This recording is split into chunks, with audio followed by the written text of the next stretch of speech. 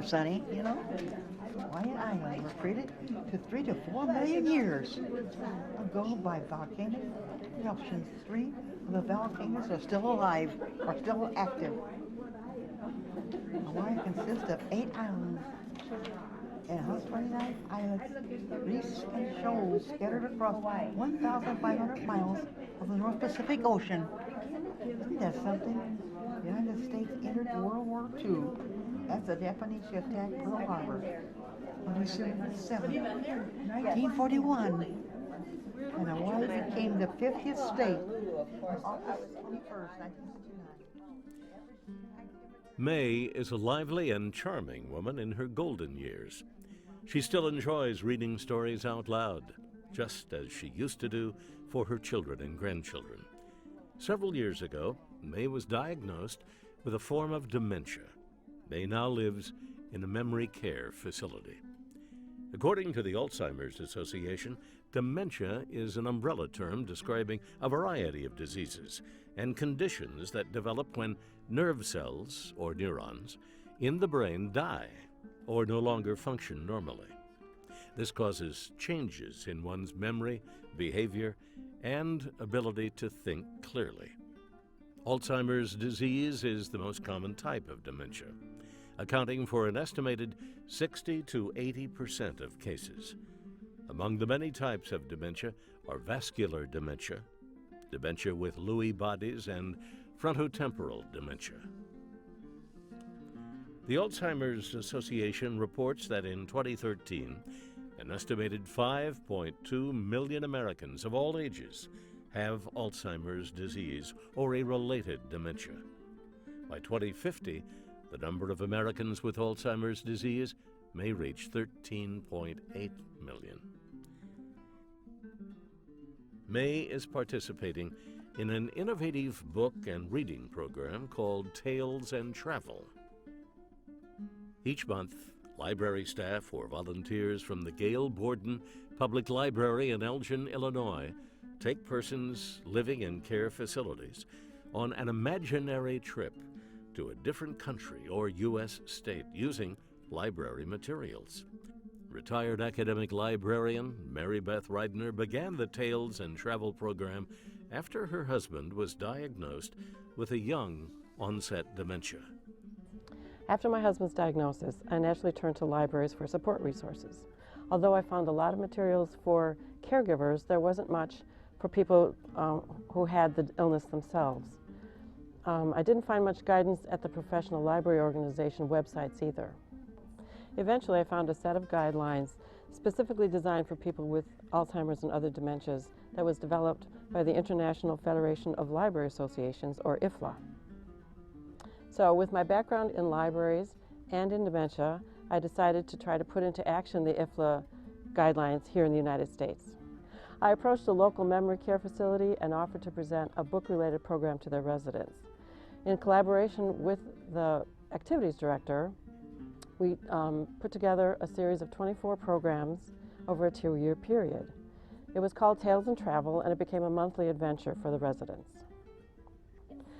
I began looking for librarian partners and presented a poster session at an Illinois Library Association conference a few years ago. There I met Karen Mackey and several other enthusiastic librarians from the Gail Borden Public Library. They have wholeheartedly embraced the idea of connecting people with Alzheimer's and other dementias with library materials. Their support and involvement have greatly exceeded my expectations. So how does the program work?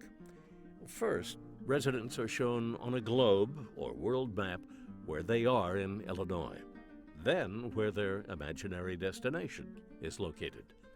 Then each resident receives a paper copy of a folktale, a legend, myth, or other story from the selected location, typed in large font. They take turns reading the story out loud. Some people are more willing to read than others, but over time, more become willing to participate.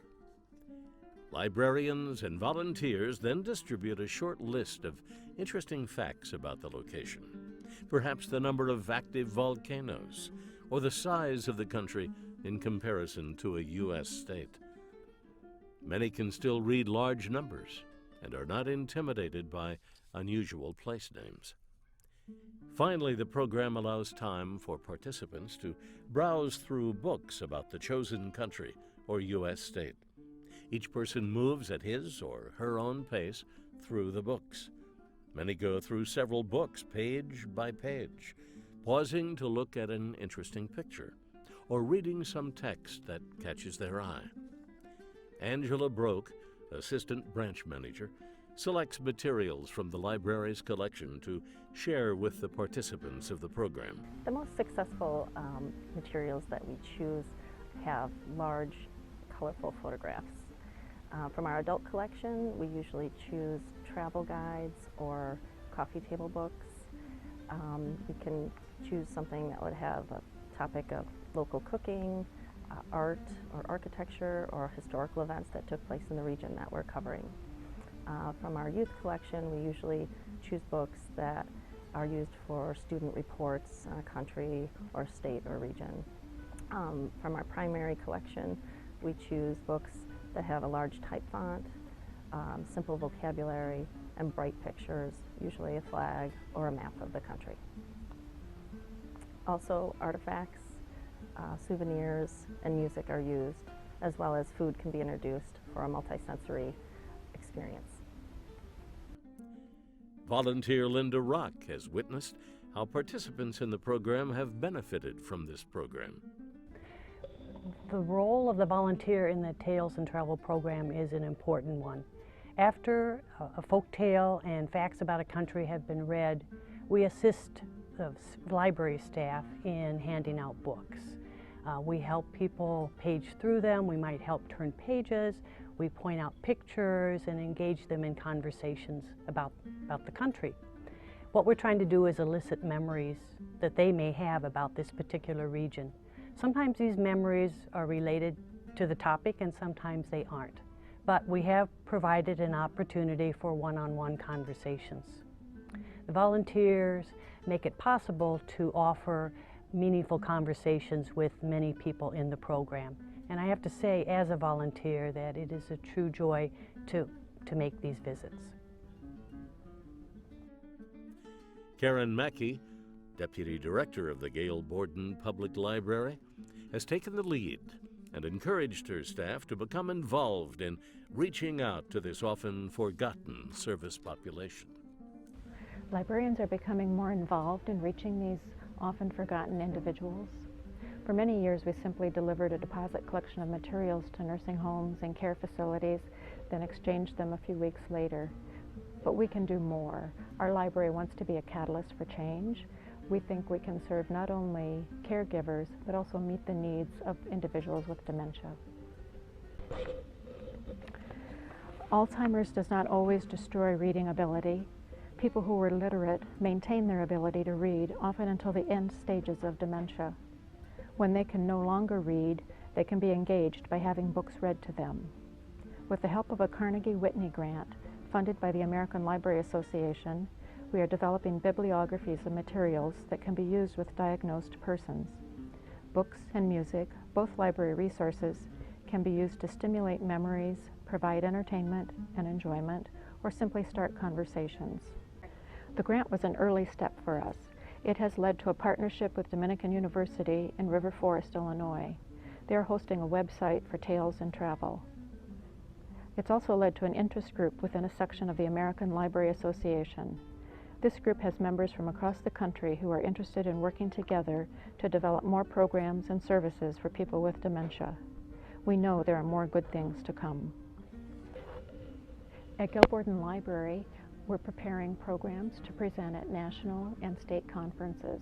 We'll be partnering with the Alzheimer's Association and also a local care unit. We think we can create a sustainable movement nationwide, showing libraries how they too can help individuals with dementia.